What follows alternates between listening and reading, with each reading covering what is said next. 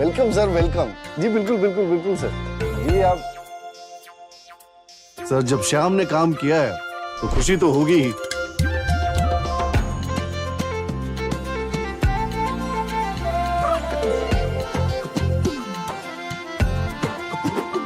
मेरा नाम मेरी शान, विस्टा प्रिंट।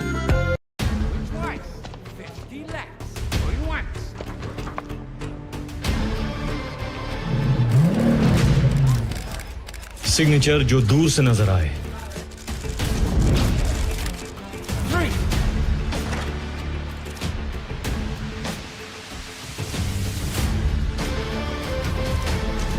सिग्नेचर जो सबकी सोच से ऊपर जाए। We have a final bid, 50 crores. Sold to the gentleman at the back. Signature जो एक नया स्टाइल बनाए।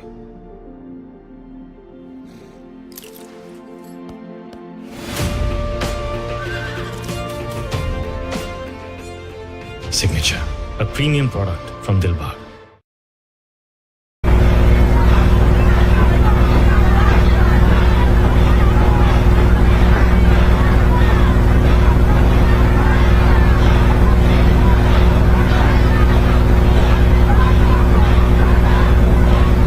टोली में मोदी जी के नेतृत्व में आए और जहां तक सवाल है विधानसभा का, उड़ीसा की जनता ने नवीन बाबू को आराम देने का मन बनाया है कि वो आराम करें और भारतीय जनता पार्टी यहां पर चुनाव में विजयश्री हो, उसके लिए यहां की जनता आशीर्वाद देने के लिए तत्पर है और इसीलिए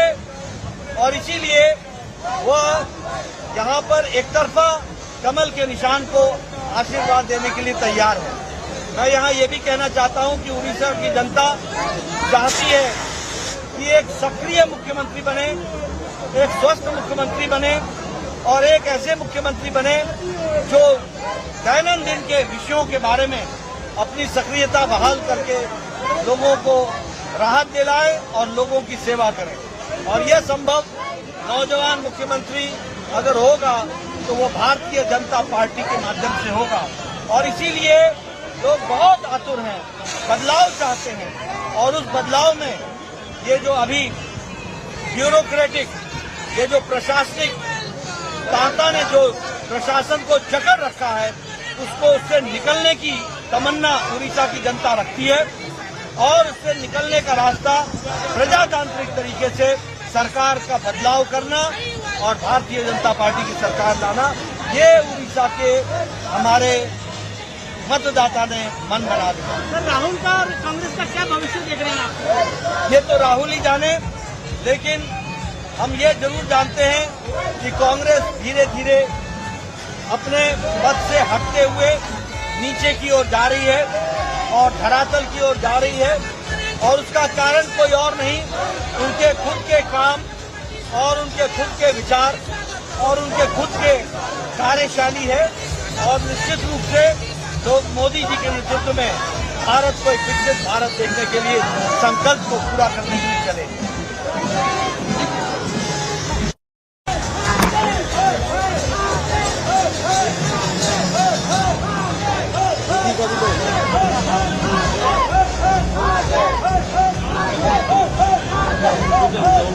जी के नेतृत्व में आए और जहां तक सवाल है विधानसभा का, उड़ीसा की जनता ने नवीन बाबू को आराम देने का मन बनाया है कि वो आराम करें और भारतीय जनता पार्टी यहां पर चुनाव में विजयश्री हो, उसके लिए यहां की जनता आशीर्वाद देने के लिए तत्पर है और इसीलिए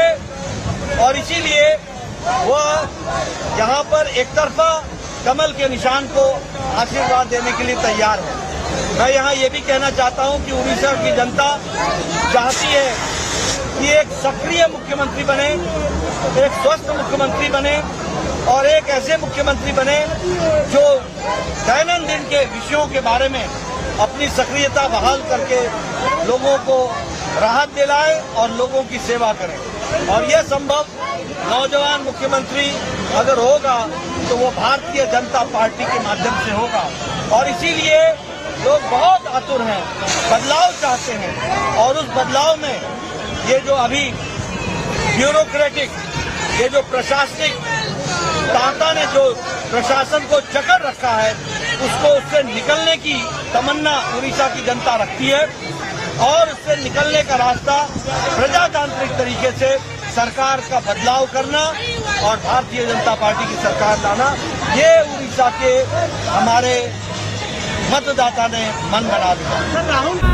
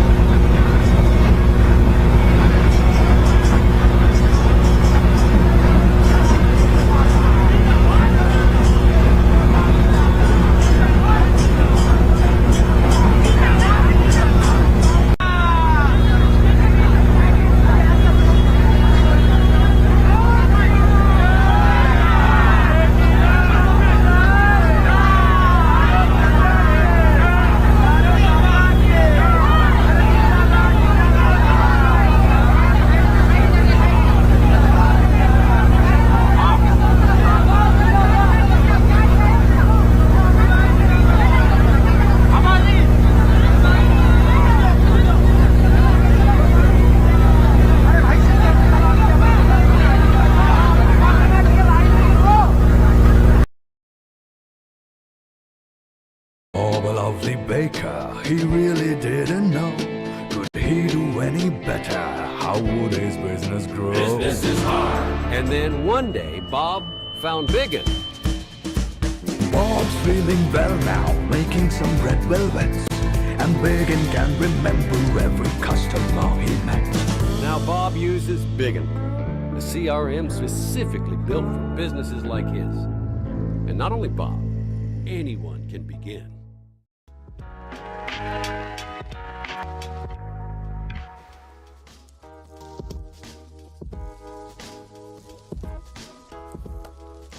$1 trillion, that is the current value of India's retail market, nearly a third of the country's GDP. By 2030, this figure is projected to surpass $2 trillion. A report by Accel, Fireside and Redseer predicts that 90% of consumption will continue to occur offline. Surprisingly, online penetration will only increase marginally from 7% to approximately 10% by the decade's end.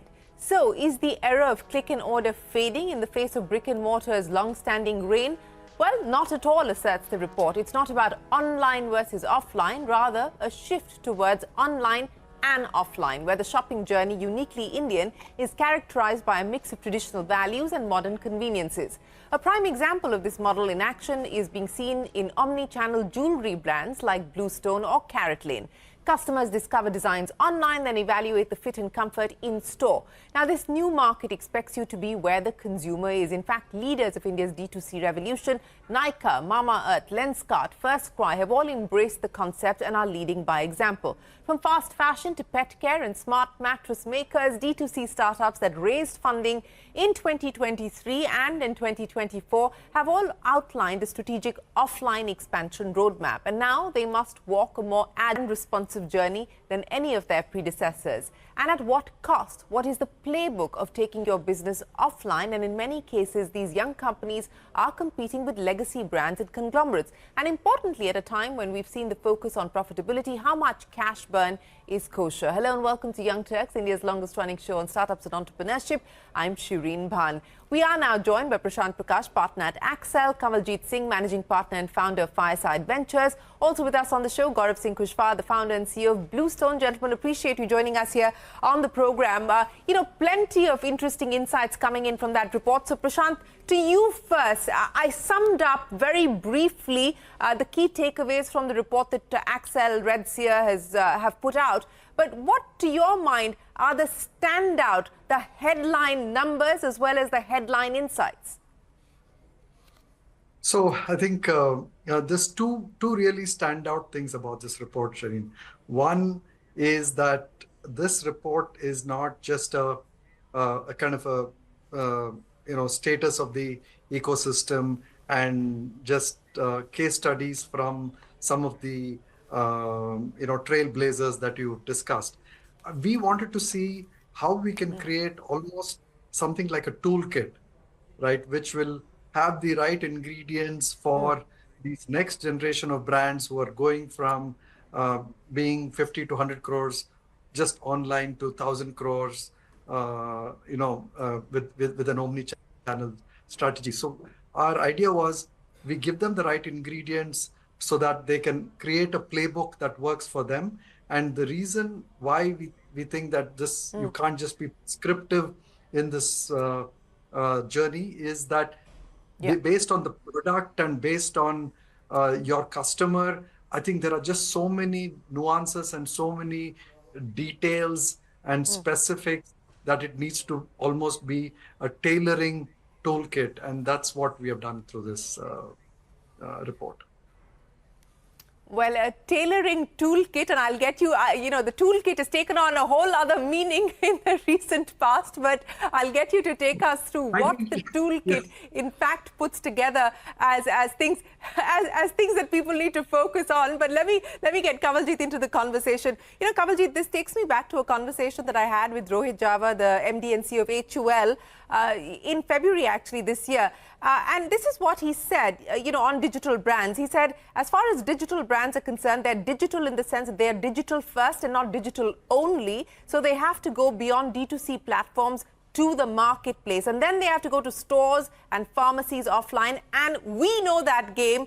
That is where we are. We've already backed that playbook. so to speak. So this also tells you about the opportunities that exist, Kavaljit, but also the challenges of going omni-channel and building yourself out, not just online but also offline. Through your own experience, and many of your portfolio companies are in the middle of that transition, have made that transition as well, what would you put in that toolkit?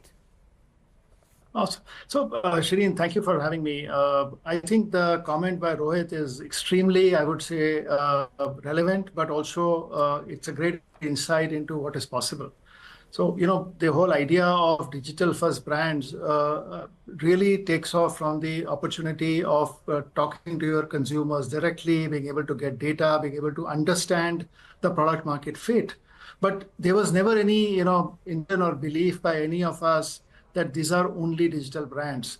The interesting, I would say, dynamic that we are seeing in the market is it's not online versus offline or even online and offline. It is one seamless customer experience if you can create. So I would start by saying simplistically that there are playbooks that need to integrate the online versus offline, whether it is in terms of how you are acquiring customers, how you are building the brand with the customers, how you are taking them on a journey which can move from online to offline or back to online, and different models which are facilitating that. So I think to me, the moat of the large players, and of course, Rohit is a dear friend, Hindustan Lever is a great bellwether in this space. But I would say that the game that the new age brands are playing is actually very different than, say, what a Hindustan Unilever is playing. So I would feel very optimistic that there's a great opportunity to build large new age brands in India today in the omnichannel context. Yeah, and I think if the moat was the distribution side, the distribution muscle and the distribution power, now using the online route, I think discoverability and then being able to take the message to the consumer, that moat perhaps less solid in comparison to what we've seen previously. But let me get Gaurav into the conversation as well. And Gaurav, I want to understand from you, as the founder of Bluestone, as somebody who has made the transition of creating an omni-channel experience for the customer, to add to what Prashant and Kavaljit have said, take me through what have been the big learnings for you on this journey so far and what you now intend to incorporate as you scale up the offline side of the business. So in our case, specifically, in fact, for a lot of high-touch categories, what we have realized is people want the ability to actually go through lots and lots of designs, lots and lots of product offerings online, and that thing is that browsing. मेरे broker के app से मैं trade ही नहीं कर पा रहा हूँ। तुम्हें इस ऐप के बारे में कहाँ से पता चला? मुझे सोशल मीडिया पर इस ऐप का प्रमोशनल लिंक आया। ऐसे लिंक्स को फिशिंग लिंक्स कहते हैं, जो तुम्हें उन वेबसाइट्स पर ले जाते हैं जो बिल्कुल असली वेबसाइट की तरह दिखती हैं। ऐसे मैसेजेस या लिंक्स की हमेशा जांच कर लेनी चाहिए कि वो कहाँ से आए हैं। That discovery, that research is best done online, and there are numerous examples of that. Let's say if you're buying a car today, or if you're buying jewelry, or if you're buying a mattress, so categories which are very involved purchase, things that you actually buy once in, let's say, a year, 2 years, or 5 years, you want to be very sure that you're actually buying the right product, and doing that research online is way more convenient than doing that in store, or then actually going to, let's say, 50 different stores and doing that research. What also is important is the ability to actually look at the physical product before making that decision. And it goes for all the high-touch categories: cars, beds, mattress, jewelry, and so on. So I think our biggest learning is that for different categories, on omnichannel takes a different form. So for high-touch categories, I think it's your own portal, let's say, versus Flipkart and Myntra's for low-touch categories, right? Your own stores. So essentially, so those are our big learnings, essentially, that that omnichannel will actually take different forms for different categories and for different use cases. But I think one of the things which is very, very clear is business which is thinking of whether online versus offline is going to struggle big time. I think customers are not online or offline. A person is wherever that person physically, the person always has a device in their hands. They always are checking. Whether it's going to a doctor, whether it's buying a house, whether it's buying a car, whatever it is, online is playing a more and more meaningful in the purchase decision making. No, absolutely. And I know I completely agree with each one of you. And I think, just speaking from our own experience as a brand, and we are a consumer brand at the end of the day, CNBC TV 18. We've been a television brand for the last 25 years. But over the last few years, I would say in the last 3 years specifically, we have made a conscious decision of going to the consumer where the consumer wants to consume us, as opposed to having the arrogance of saying, if you want to watch us, then you have to watch television. So I think that is, as you're rightly pointing out, you have to customize and you have to go to where the consumer wants to consume you, not the other way around. But Prashant, coming back to the toolkit, and let's sort of, address the basic questions now.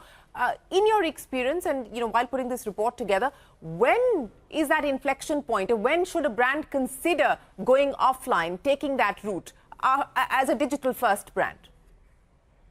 Yeah, so this is a very complex question in some ways, because it is very different for different brands, and how they choose the right time to do it is also a very involved kind of thought through decision-making process. And in this guide, we give them certain, certain kind of call outs on how they make that choice. And what we have seen is that your customers really are the best judges for that. And you start hearing from your customers that, is there a store that I can come to? I love your product, but, is there a way I can experience your product? So I think it's important that you listen to your customer, and your customer is starting to and also, Shireen, it's very different in the top 10 cities versus the 110 cities that I think are today premiumizing, looking at mass premium products, are aspirationally there, but are at a very different stage. And in terms of what is the experience so there is product discoverability. They have discovered the product. As a brand, you're in the consideration set, but they just want that one trust building experience that converts that into a purchase. So what we are seeing is that there are multiple reasons why and when somebody should look at making this transition, and we talk about that in this guide, and we kind of help them customize that again. Yeah.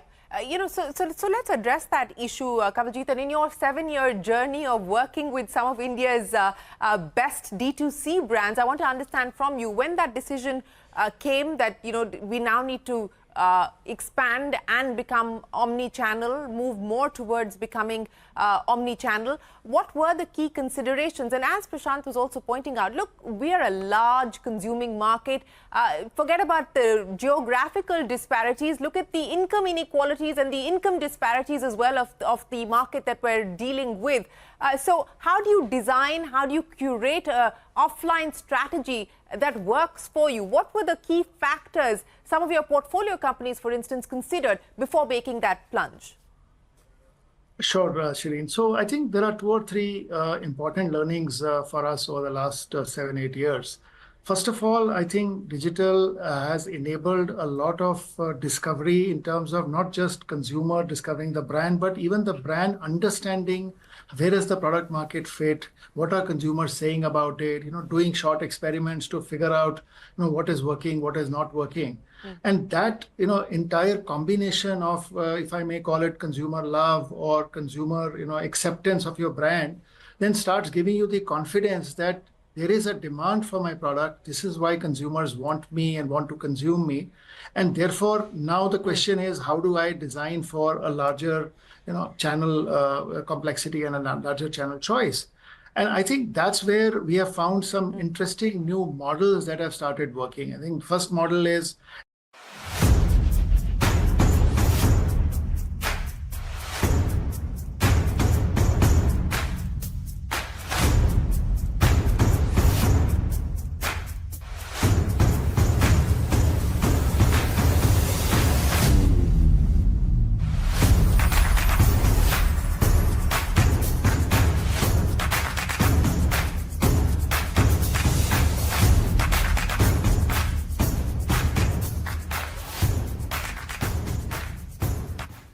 An example is a great example is a sleep company, which is one of our portfolio companies, where we found that setting up an offline store is a great way for consumers to experience that final touch. I think Gaurav talked about that earlier as well. Yeah. And that is all they need. They don't need to go and pick up a mattress from a store and take it home. They are comfortable in ordering on the same platform. They are comfortable of it being delivered a few days later. But that feeling of, very often customers we see come in actually will want to lie down on the mattress, experience the actual, how hard it is, does it suit my kind of body type and all that.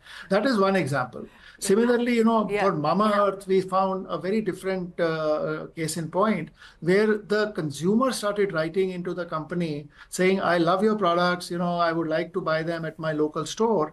And is there a way that I can reach them? So that then becomes another signal of looking for those choices. And similarly, we found that there are different models that work, and therefore designing for your offline strategy or omni-channel strategy is a matter of reading those signals, integrating the channels into one consumer journey. I think that's an important learning for us. It is not two parallel tracks. These are integrated journeys. And if you can design for that, you start building on the offline strategy. Well, I think that's a very important point that you make, that, don't make the mistake of building two parallel tracks, but you have to have one integrated track that the train is on, or there is a chance of it being derailed. And you're absolutely right. I mean, I did go to a sleep company store just to be able to experience what that product was, even though I discovered it online. And it made a world of a difference. But Gaurav, coming to the complexities of this integration that Kavaljit is talking about. And again, I want to understand from you, for instance, you guys actually had to do the reverse. You had to build out the online model in India, given the fact that this is such, you're dealing with the jewelry segment,